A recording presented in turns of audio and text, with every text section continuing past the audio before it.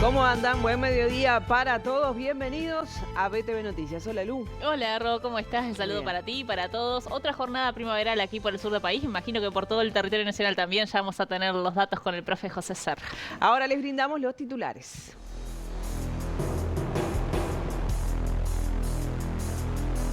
Diputados presentarán una denuncia penal por 4 supuestos delitos cometidos con la compra de la estancia María Dolores por parte del Instituto de Colonización. Móvil en vivo. ¿Cuál es el balance de la Asociación Rural del Uruguay con respecto a la Expo Prado 2025? Análisis de Martino Laverri. Tras el caso Morosini en Soriano, la puesta en marcha de la alerta Amber en Uruguay continúa siendo una incertidumbre. Informe especial. Peñarol le ganó a Liverpool por los octavos de final de la Copa Uruguay. Todas las novedades del deporte con Juan Pablo Tamborini. La justicia resolverá hoy si formaliza la investigación contra los 3 militares detenidos por el caso de violación a una joven de 19 años en el predio del Polideportivo de Paso Carrasco. En la jornada de hoy continuará el trabajo del fiscal Valerio de Ciudad de la Costa en la investigación del presunto abuso sexual por el cual fueron detenidos 3 hombres militares de la base número 6 de Paso Carrasco, de 19, 23 y 27 años, contra una joven de 19 años, ocurrido sobre las 23 horas del pasado martes a un costado del Polideportivo de Paso Carrasco de la Intendencia de Canelones, ubicado en Avenida Wilson Ferreira Aldunate y Avenida de la Playa. Los 3 militares fueron detenidos por policías del Pado en momentos que un testigo que se había percatado de la situación se encontraba dialogando con los 3 hombres que tenían a la joven semidesnuda, la que pedía ayuda manifestando que habían abusado de ella. El sereno del Polideportivo fue quien dio aviso al 911 tras escuchar gritos de la mujer. La joven, luego de narrar a la policía y al testigo lo que sucedió, se desvaneció. Fue trasladada rápidamente a un centro de salud, mientras que los 3 militares fueron detenidos y durante la pasada jornada declararon en Fiscalía de Ciudad de la Costa, rechazando la acusación de la mujer del presunto abuso, argumentando que lo ocurrido fue con el consentimiento de la joven.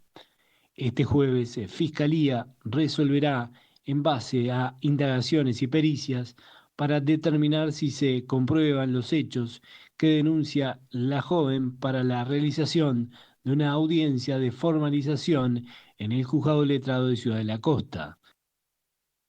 La tasa de suicidios en Uruguay continúa en aumento desde el año 2000 y se ubica actualmente en 21,35 cada 100.000 habitantes. Los casos en los hombres triplican a los de las mujeres, según el Ministerio de Salud Pública.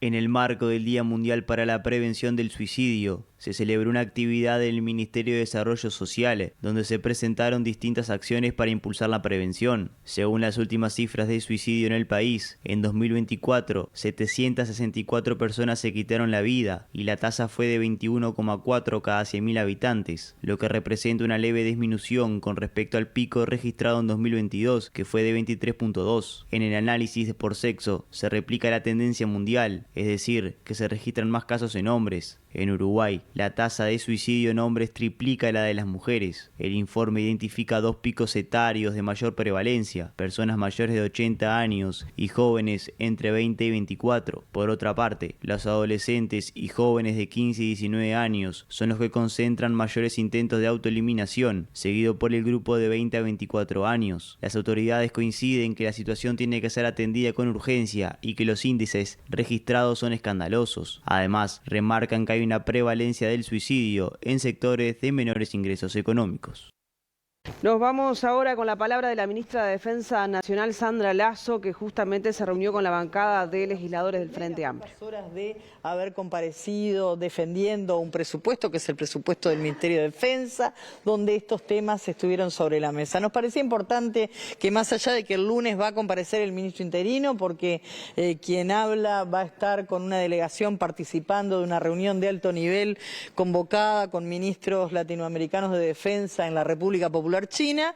Va a estar allí en la Comisión de Defensa el ministro interino con el equipo para que entienda la gente, disculpe la corte, ministra, para que entienda la gente concretamente, ¿qué vinieron a hacer estos marines? Un intercambio de tipo académico sobre justamente diversos aspectos, como muchos de los intercambios que se realizan, no solamente con Estados Unidos. Usted ¿no? dice que es usual esto.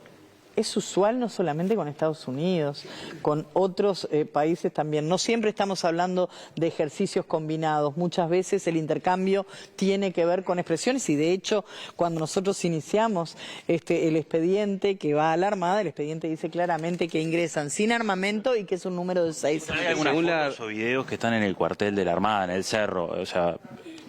Pueden estar en el cuartel, lo que no pueden es participar y mucho menos con armamento. No solamente nosotros, cuando habilitamos el ingreso, expresamente dice sin armamento, sino que su propio reglamento les impide participar en ejercicios si no son así.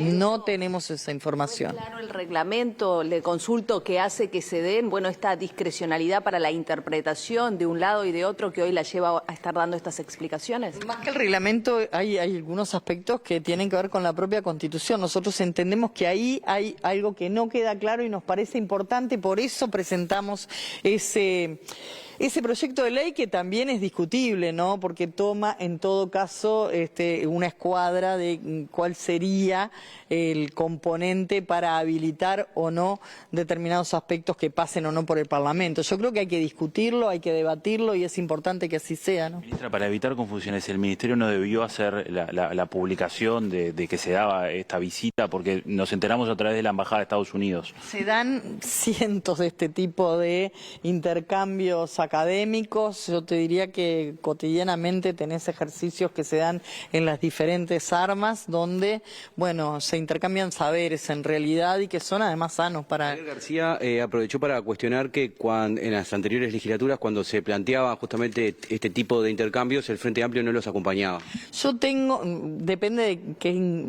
hay un sinfín de ejercicios o intercambios. En algunos seguramente sí el Frente Amplio haya optado por el no, pero tenemos por allí una importante cantidad de ejemplos similares, no solamente de la anterior administración, también del Frente Amplio. Hay varias interpretaciones sobre el tema. Por eso es importante legislar y ojalá la actual Comisión de Defensa del Senado dé tratamiento a ese proyecto. Bien, hasta allí escuchábamos a la ministra Sandra Lasso, ministra de Defensa Nacional, brindando explicaciones sobre el ingreso de estos marines de Estados Unidos al territorio nacional. La matrícula de secundaria mostró un descenso de casi 1.900 estudiantes con respecto a 2024. La desvinculación interanual presenta el menor registro de los últimos años y en cuanto a la concurrencia a clase en 2024, los estudiantes registraron en promedio 31% de inasistencia. Los datos que hay son muy parecidos, digamos, a los del año anterior, es decir, hay un conjunto de cambios que son muy pequeños, eso sucede en materia educativa. Hay unos desafíos importantísimos que tienen que ver con la asistencia y con lo que son los procesos de desvinculación a lo largo de la educación media. Tenemos una pequeña mejora en la promoción, pero que no tuerce, digamos, esta situación que tenemos donde prácticamente la mitad de los gurises que empiezan educación media en Uruguay no terminan el ciclo obligatorio.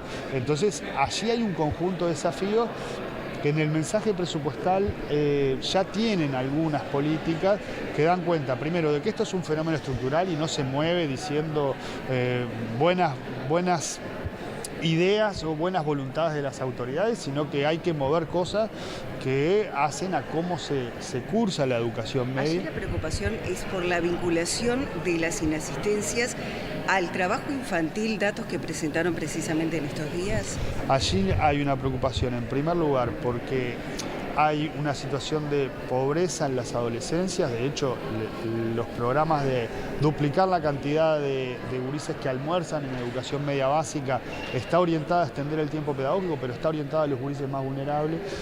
Hay un tema de los apoyos económicos que necesitan los gurises y ahí lo que planteamos es pasar de 14.000 becas a 70.000 becas en el periodo, porque esto también es parte de las dificultades que tienen los gurises para estudiar y culminar sus estudios, pero también hay otras cuestiones que hay que mover que tienen que ver con el camino seguro a la escuela, las políticas de salud, la matriz de protección social. Estados Unidos recuerda esta jornada a las más de 3.000 víctimas de los atentados del grupo Al-Qaeda hace 24 años. Un día antes de esta conmemoración del 11 de septiembre, fue asesinado Charlie Kirk, un referente conservador y aliado de Donald Trump. Vamos a repasar esta y otras noticias en el siguiente compacto.